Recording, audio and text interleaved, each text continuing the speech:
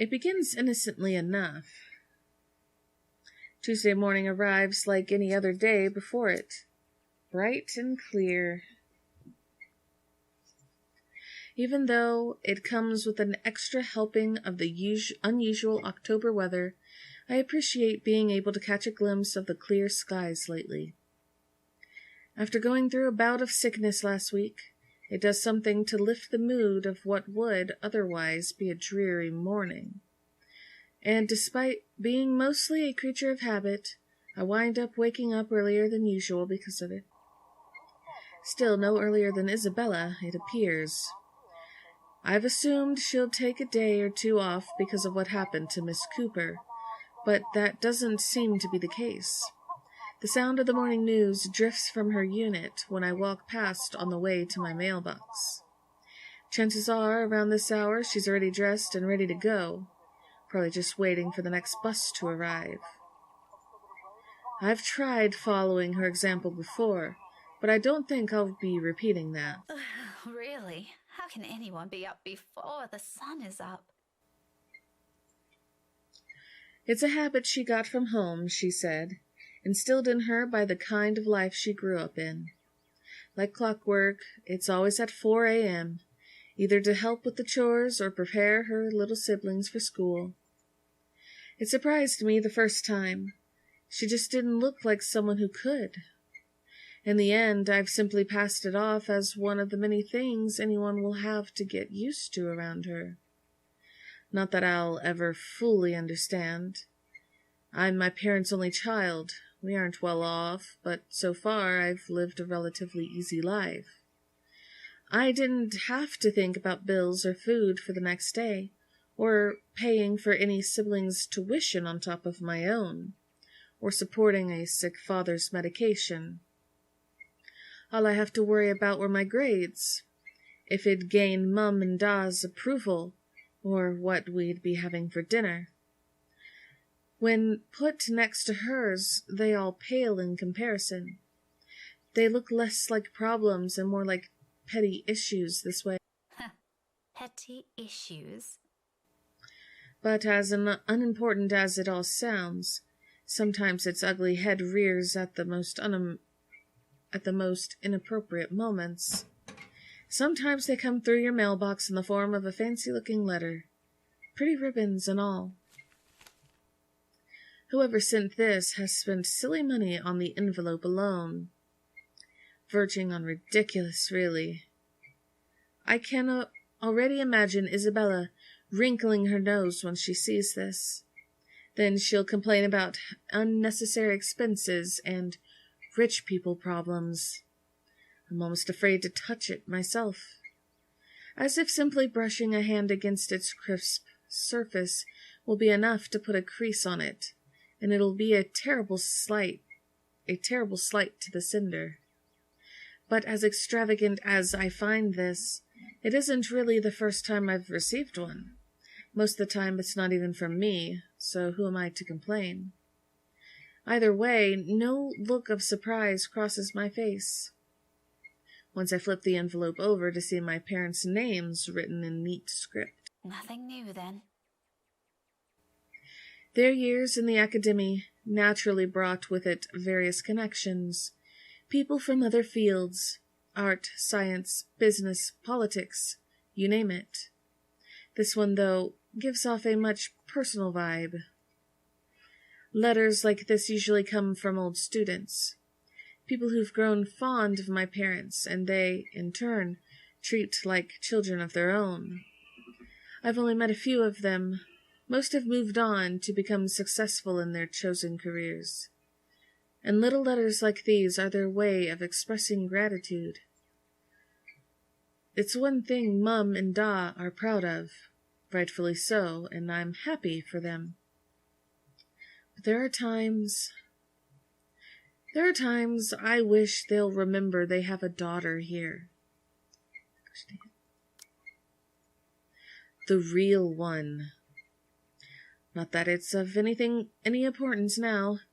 It's not like they didn't raise me well and provided for me. They did. I wouldn't be where I am now if it weren't for their hard work. and like a dutiful child, I do everything I can to give back. Even if it's as simple a thing as letting them know they've got another mail waiting for them. The phone rings for a good minute before someone answers. Mum, her voice as warm as I remember. Becca? Hi, Mum. How's the conference going? Well enough. Until your dad sprained his ankle. Oh no, is it bad? I'm all right. In case anyone in this family cares to listen, I'm all right. Very much alive, darling. And there you have it. He'll be up and walking in a few weeks, don't worry. We're going to have to extend our stay here until it heals, though. Is something the matter? Nothing big. Just that this mail arrived for you this morning. A lie. Thankfully, she doesn't notice.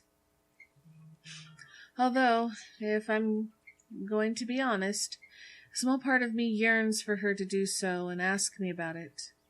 But I put down that idea almost as soon as it surfaced. I shouldn't make them fret. They're busy. What does it say? Raise your glasses, give cheers to the good times, blah, blah. Becca manners. That isn't how I taught you to read. Sorry. You are cordially... it's an invitation, Mum, for a housewarming party. From, Hannah? The name rings a bell, though at the moment I can't recall when or where I've heard it recently. It must be nothing too important if I didn't bother committing it to memory. There are a lot of Hannahs in the world, so who knows? Hannah. She also wrote you a note, Mum. It says you used to be her private tutor at the Evans mansion, and that she misses you and would love to see you two again. It makes my heart clench to read another openly say those words to them, the same ones I want to tell them. I want to see you too. It's been years since we've been together as a family, and if there's one thing that hasn't changed from childhood, it's that Mum and Da are still busy with their respective careers. Out of the country, away on some meeting or symposium, sometimes for months on end. It only grew more frequent with the years until I'm old enough to live on my own. I'd like to think that's how I've become independent at such an early age. They've always praised me for that. At times I wish they didn't. Evans? Oh, I remember now. Honey, it's Hannah. Hannah Evans. Remember? Bright girl, 2 years older than Becca? Didn't she get married a few years ago? 7 now, I think. But, they grow up so fast, these kids.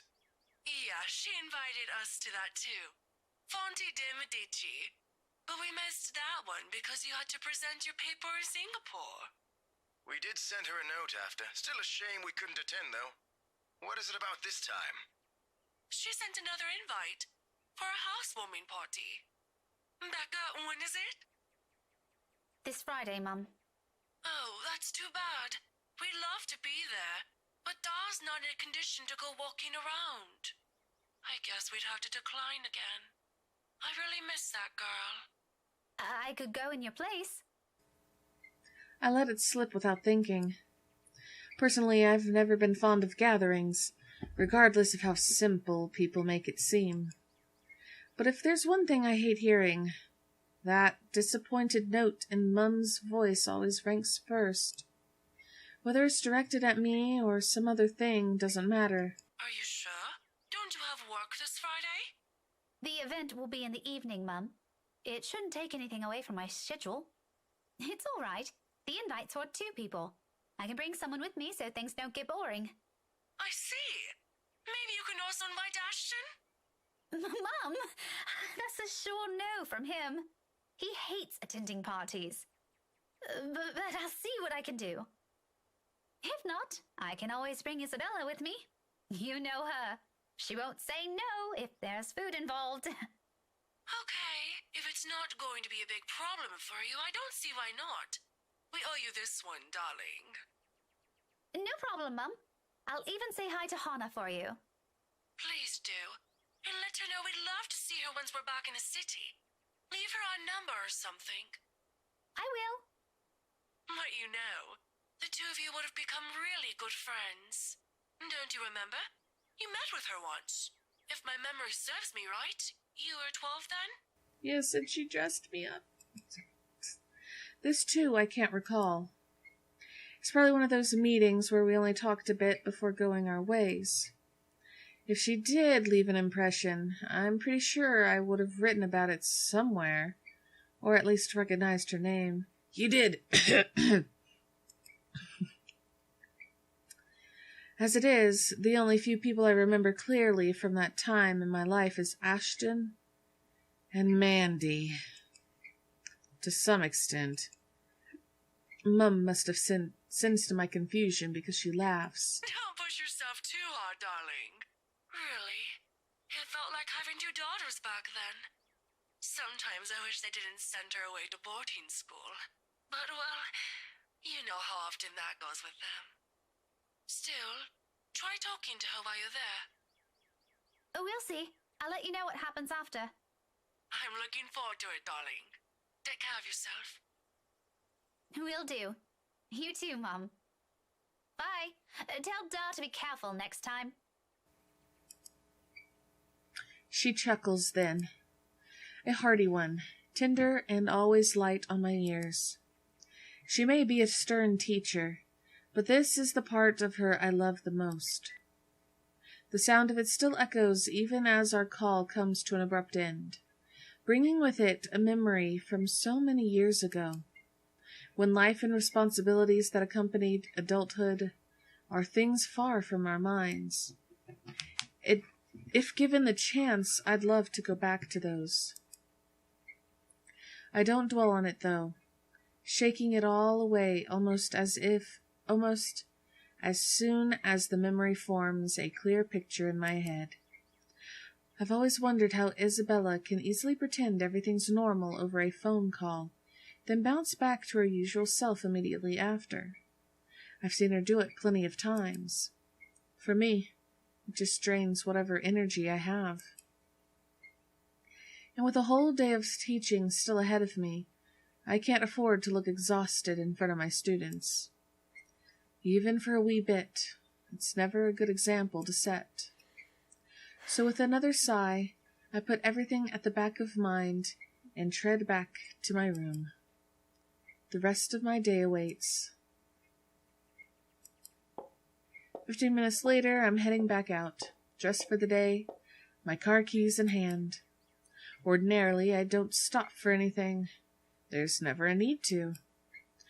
That's the beauty of this apartment complex. It's quiet, and everyone keeps to themselves. No useless platitudes in the morning. No need to wear a smile on your face, lest other people are nosy enough to ask. Today, however, the morning broadcast still plays from Isabella's room. My brisk pace slows to a stop, and a frown gradually forms in my face. She hasn't left. Of course, this isn't unusual. There are times when I've left earlier than she did, like last Friday, before their open house. But those days are few and far between, and it only happens in duress circumstances. Though, the last part of that might be a bit of an exaggeration. However, with what's happened in the last few days, maybe today is one. The death of a friend isn't something anyone can brush off, and for someone like Isabella's the kind who gets attached to people easily. With Zachary, Ashton, and I, that has been the case. I can't imagine what she might be going through right now, especially when the woman was someone she owed a lot, despite their training being brief. I've given her the space last night in deference, but perhaps today might be the proper time to check on her. Oh, whatever. I've still got time anyway. With light steps, I move closer to her door, hand already poised to knock. Still, I don't do so until I hear her answer me. Isabella? Belle? Are you in there? No answer. After a second, I finally knock. Lightly, so I don't disturb her. But the birds! The birds! They'll answer for her. So I don't disturb her, in case she's sleeping and has merely left the telly running last night. Never mind how she never lets that happen. Ever. Waste of electricity and all. I just want to check on you before I leave. Is that okay? Are you going to work today? Belle? Still nothing. I'm about to leave. If you want, I can drop you off. Another round of knocking. Then I'm fishing out a copy of her key from my bag and unlocking the door. She lent it years ago, after I complained about the mess and offered my help in cleaning up. I thought the gesture was completely unnecessary back then. After all, I could always knock. But she never did bother taking them from me, always returning it or turning away from the conversation whenever I insist. At one point, I've simply stopped trying to hand it back to her. Isabella? I'm coming in, all right?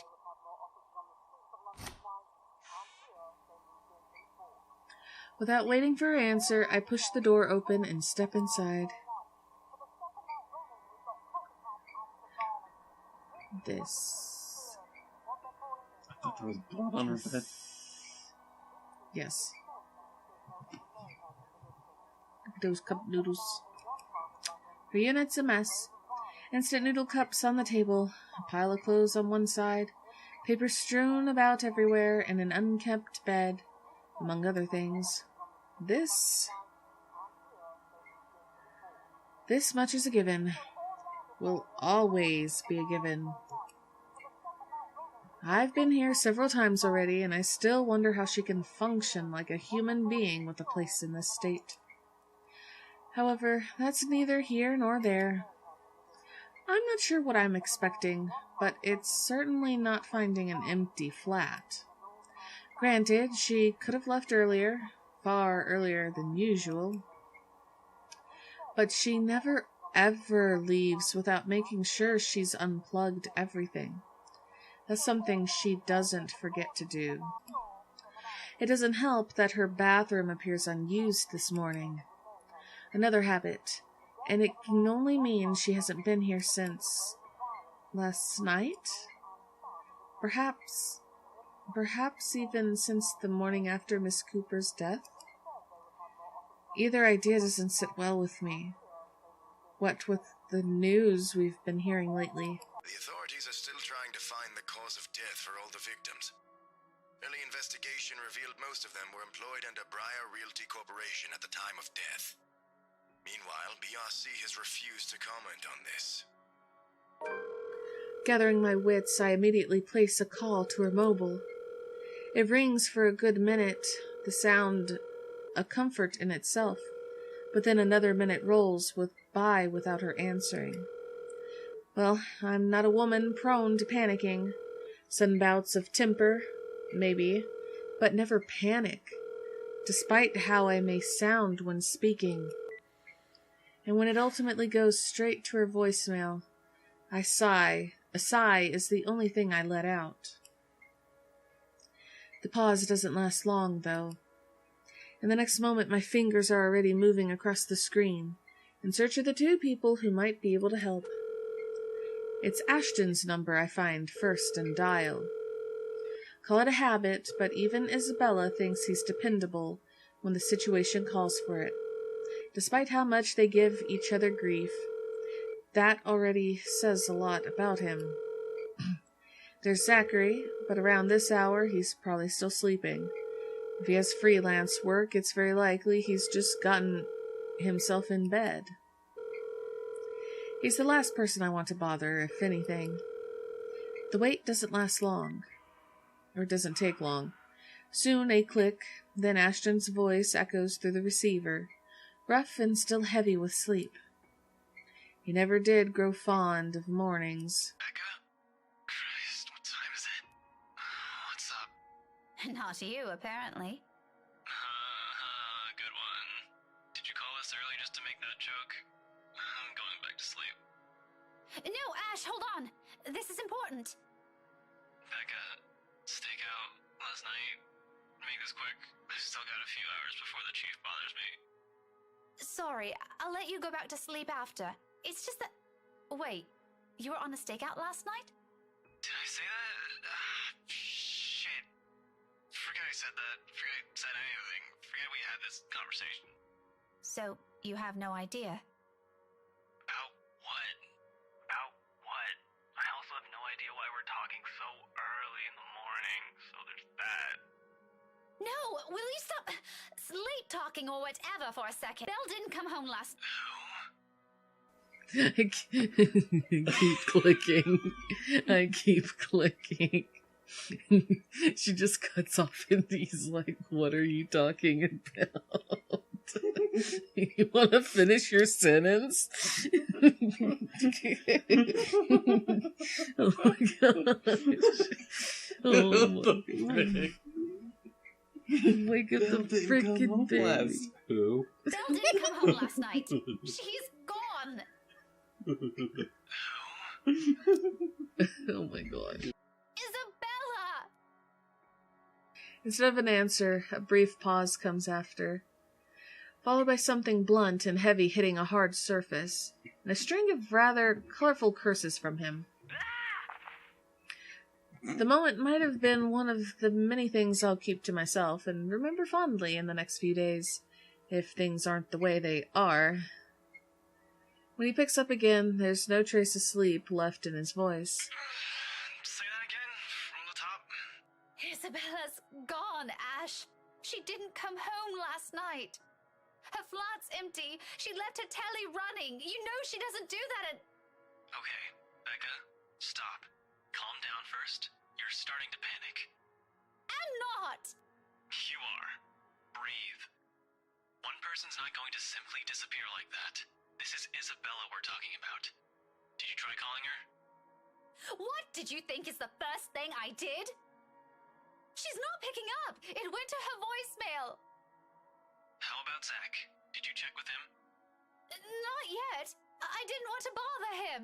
You know he has trouble sleeping and all that. All right, I'll go ask Zach. I'll call you back.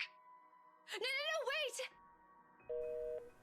He ends the call before I can utter a single word of protest. But for the first time since entering this room, tension is gone from my shoulders and my breathing has eased. The bed creaks as I sink down on it with a sigh. The telly still blares the same uninteresting news, and I'm surrounded by clutter. All the same, it feels strangely calm to be here without worry nagging at me.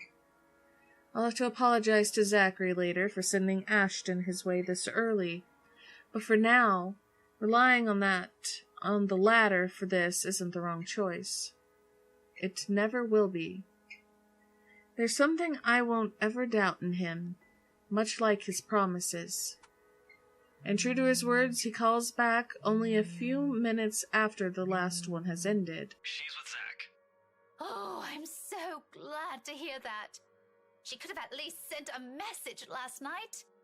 What are you, her mother? It's one thing to hear that from Isabella, but from Ashton? I don't want to hear anything like that from you. I'm serious. You've got to stop treating her like she's one of your students, Becca. You don't have to keep tabs on her every time. Last I checked, she's only 3 years younger than the two of us. That's almost a decade gap from those kids you're teaching, you know. Says the person who keeps calling her Scaredy Cat. That's not related at all. Anyway, I'll go check how she's doing. Don't stress yourself out. You go ahead to work. Wait, you? Don't you have a precinct to be at? Whatever happened to not treating her like one of my students? Because if anyone's going to ask me, I think you're doing the same thing.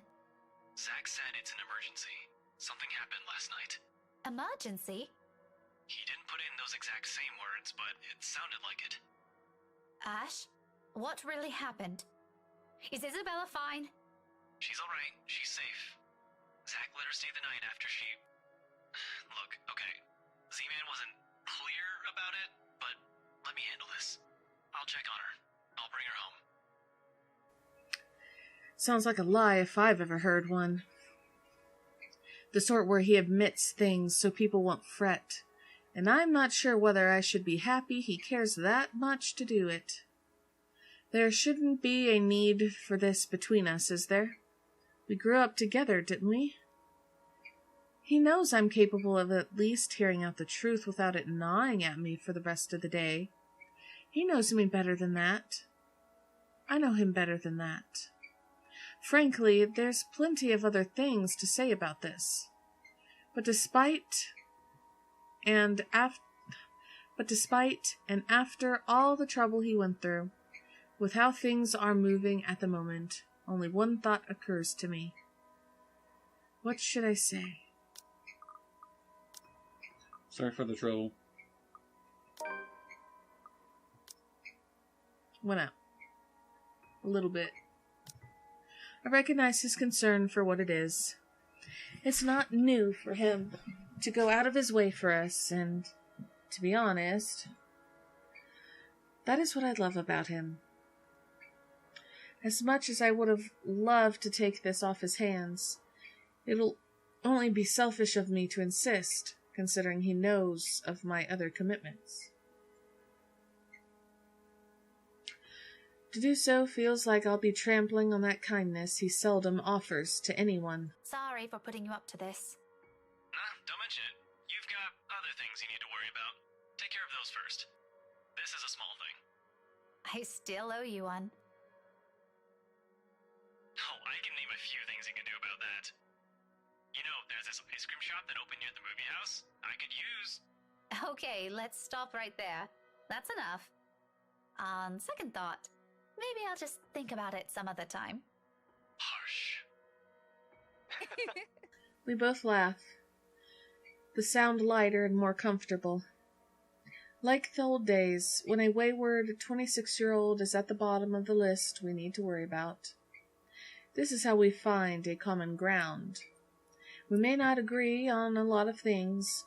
We may see things the way the other does, but the give and take is something we've learned to get used to over the years. Whenever it's like this, the confidence in him is the least I can offer as thanks. Really, thanks for this, Ash. I'll let you know what happened afterwards, I promise. I'll call you later. You have a good day. Bye. I admit, the way he puts it isn't comforting enough.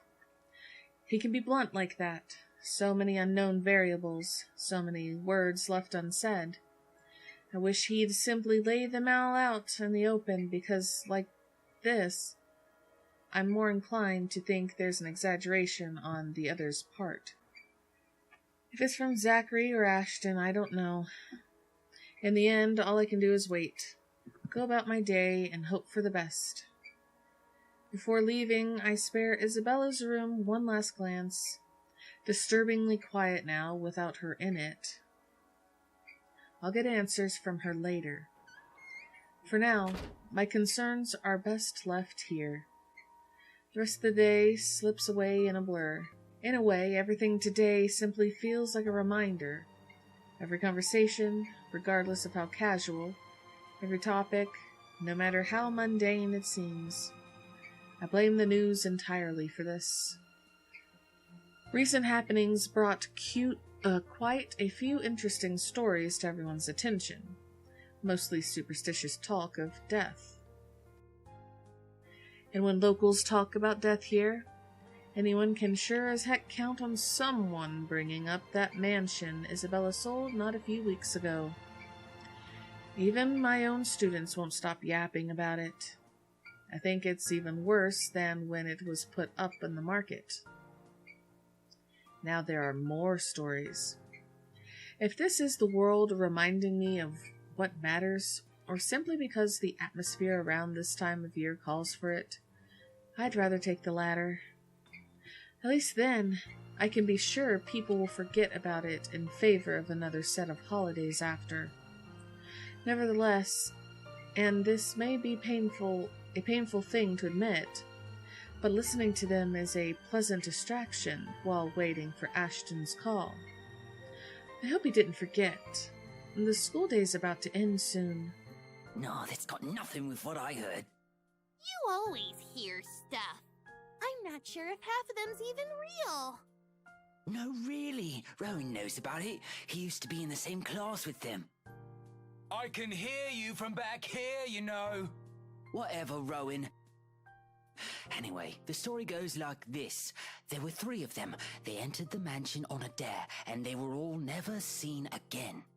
No one knows what happened to them. Up to this day. Scary shit, man. Cock and bull story. Calling it now. No, you don't get it. Why don't you ask Miss Gales then? Better yet, why don't you go inside the place? I'm betting my allowance you can't do it. Their talk immediately halts when I look up, all of them suddenly pretending to be engrossed in their current activity. Still, a word to put a stopper to this nonsense is needed. Creativity and imagination fostered by these stories is one thing, but reckless ideas should be corrected before anything potentially tragic comes from it. Back to your worksheets, everyone.